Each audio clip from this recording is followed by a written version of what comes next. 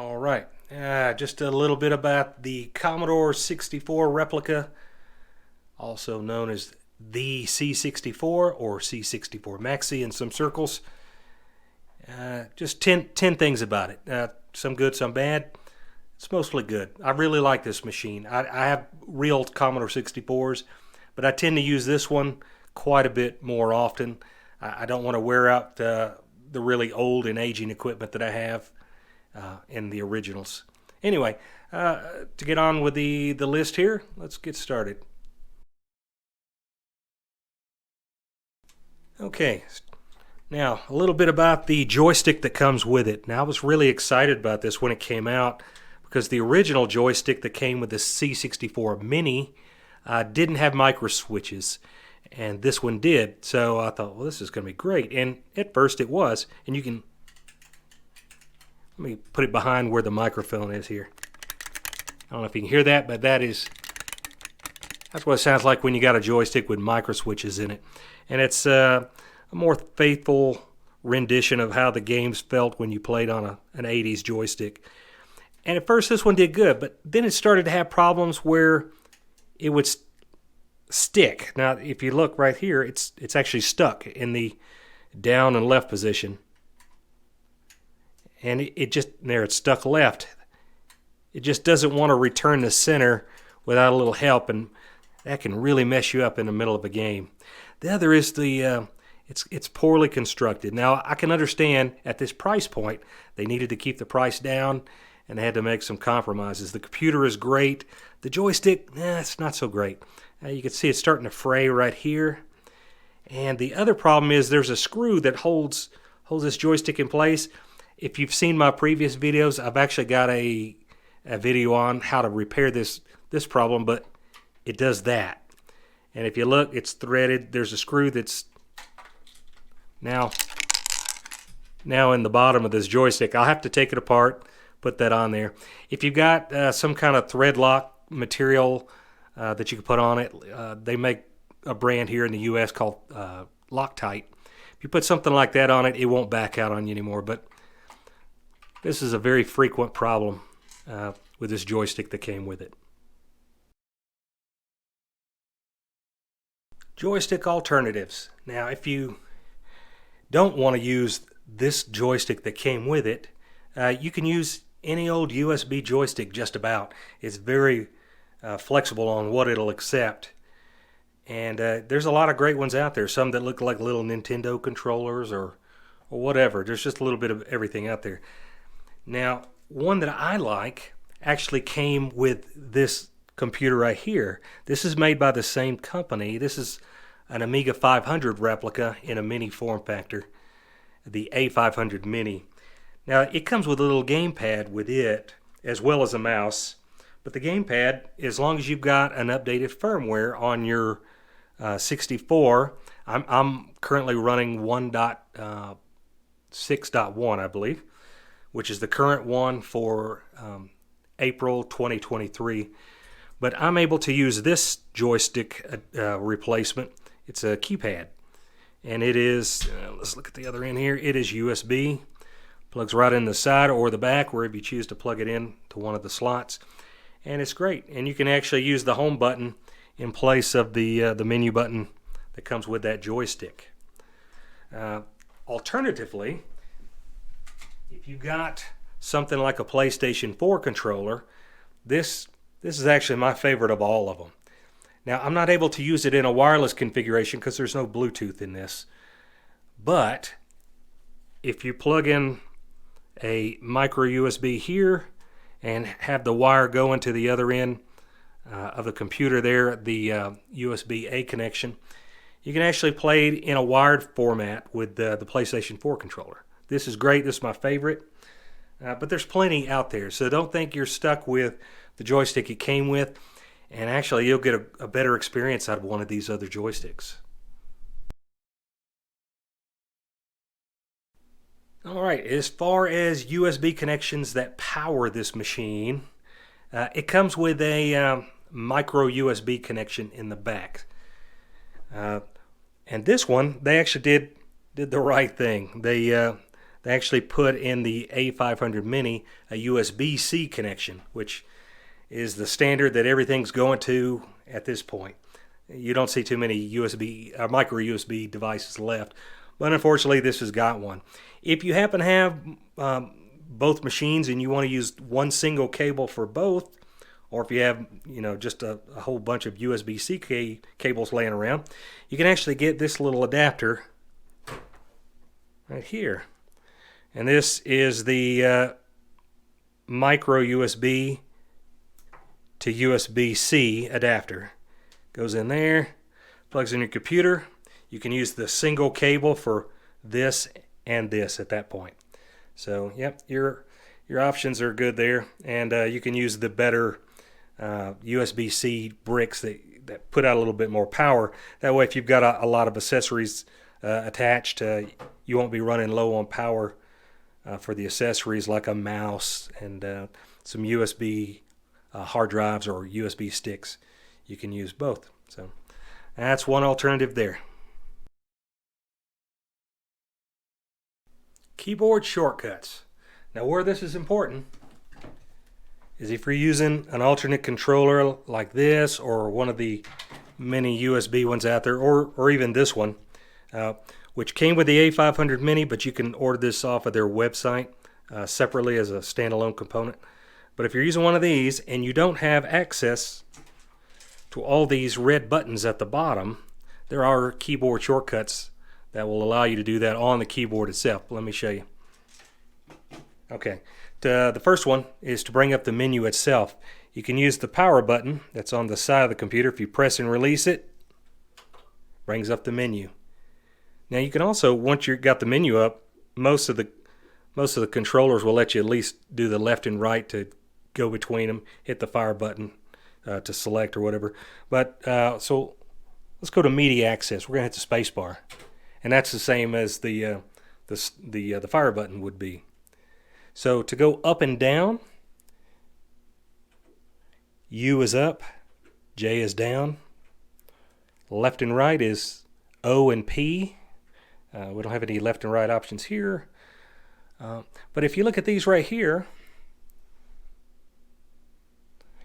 you'll see those are dots that are filled in. They are to indicate which button you press on the joystick. So this one would be that button there. So the way these buttons are laid out, they're A, B, and C, and you would think that would be D, but it's actually menu, and it's got a little bit of a symbol there for that menu. You just have to press that key on the keyboard. So you press the A on the keyboard for that, B, C. That is menu, or also you can press the power button on the side for that. Alternatively, I believe Shift in that left arrow here does that as well, but I typically use the power button for menu. So let's try that. Let's pick something.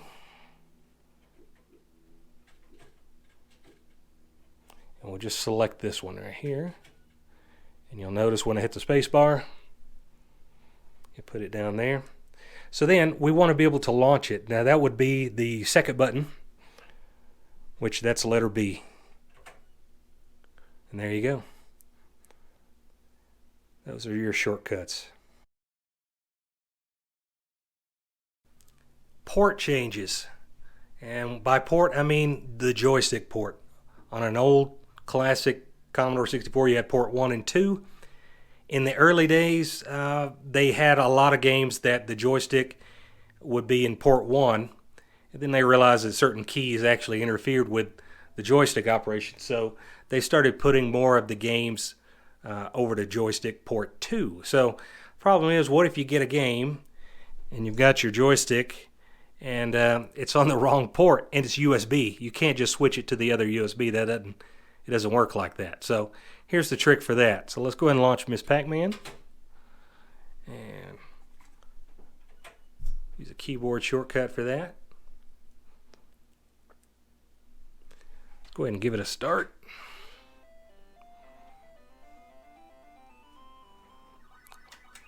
So if you look on this one, I got lucky, so it works in the port that it's in. But let me show you how to switch.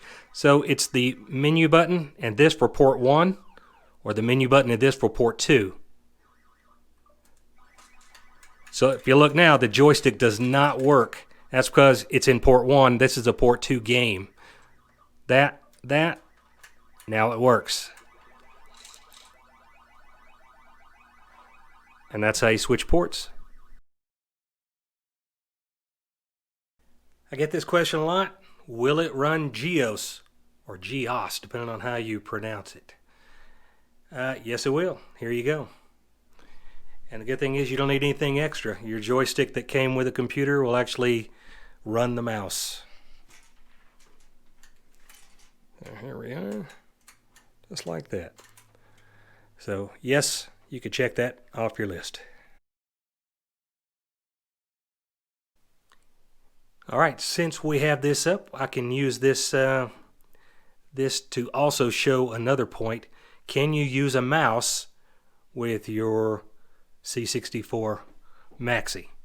And you can. Now on this, if you wanted to use it with GEOS, it's a little bit of a tricky thing you have to change here. So the way it comes, at least the image that I had, the default was to use the joystick. So if you look at the mouse here, I'm moving it, but nothing's happening. So what you do is you get your joystick and you go up and you go to Select Input.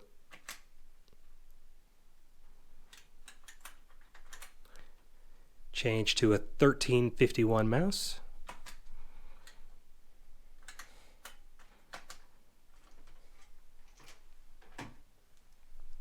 Give that a moment, and when it redraws the screen and the icons, you'll know it's done. Here we are. Let's see if the mouse works now. Hey, look at that.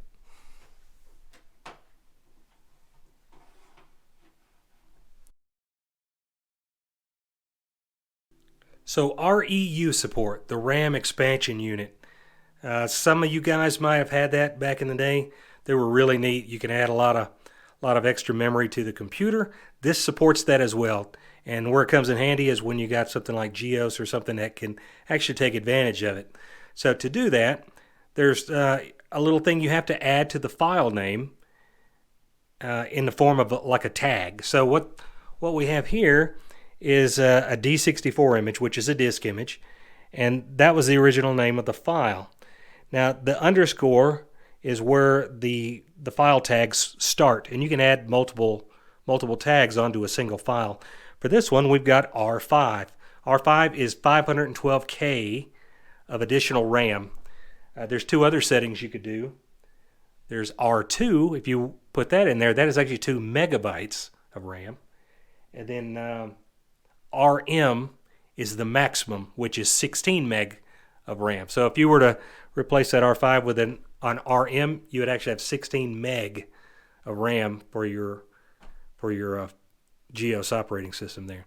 Really handy thing if you want to add REU support. Now I did a whole video on that previously, so I won't go into that in great detail here. All right, multiple machines. This feature only comes with the full-size VIC-64 maxi and not the mini. So if you've got one of these, it'll still work. If you got the mini, I don't think it will. So what you want to do is head on over to your menu button and then go over to Options on the right, Device Settings, Computer Model, and here you could choose between a C64 or a VIC-20. So let's try out the VIC-20 mode.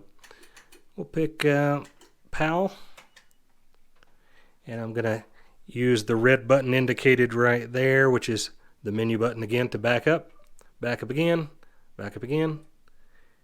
and you see it went from a 64 screen to a VIC-20. It even has the, let me move the tripod up a little. Sorry, squeaky tripod. It'll even show you the amount of memory you got up here. You got 3.5 K of RAM. So this is kind of like the RU in the sense that you can use tags and things to actually come up with RAM expanders for the VIC-20 side as well. So you're not stuck with just a stock 3.5K VIC-20 if you're wanting to run stuff. So with this up, let's look at something else. I'm going to go back into the menu here.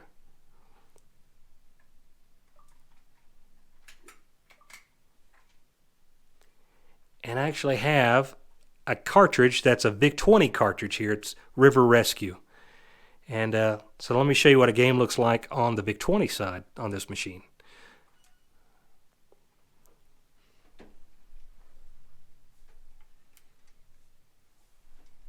There we go. And you can do cartridge, disc, or tape.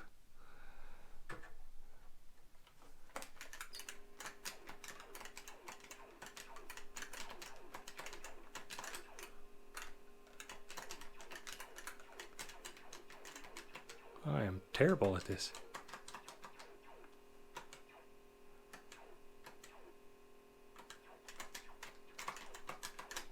Ooh, hit a log.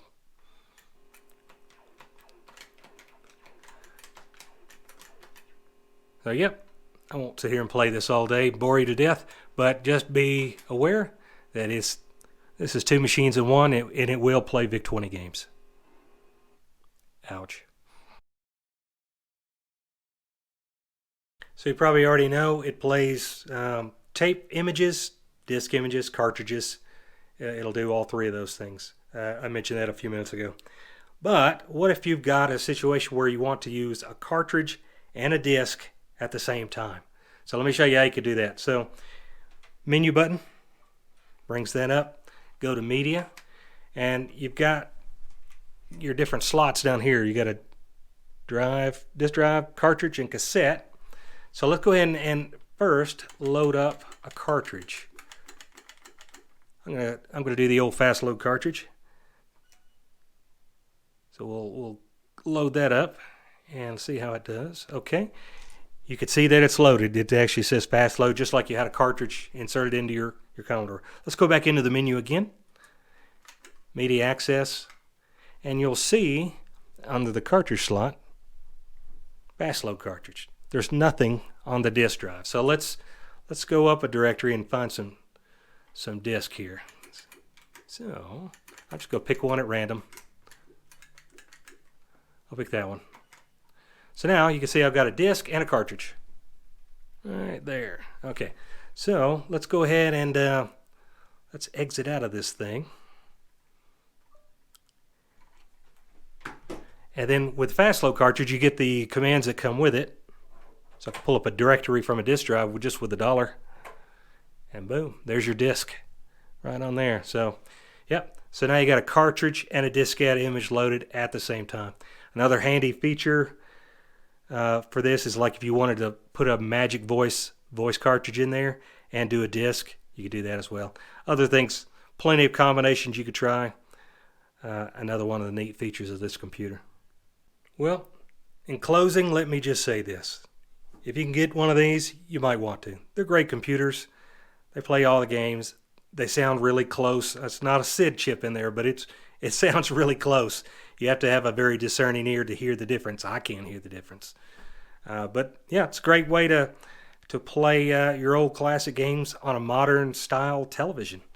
This has HDMI output, and you can use USB joysticks and download all your favorite games off the internet, put them on a USB stick, and away you go. So, well worth the money, in my opinion. Some people will just call this an emulator. To me, it's worth it to have a full keyboard with the key mappings in the right place. You know, to be able to hit run, stop, and restore. I'm actually in jail, so it's not going to let me do that. But to be able to hit all the keys, and they work as they should, and the keys are where they're supposed to be, like the quotation mark over the number 2. Yeah, it's worth it to have just the keyboard alone. So there you go. That's a few things I've noted about it. There's tons more. Maybe I'll make another video. Just thought I'd throw this one together real quick.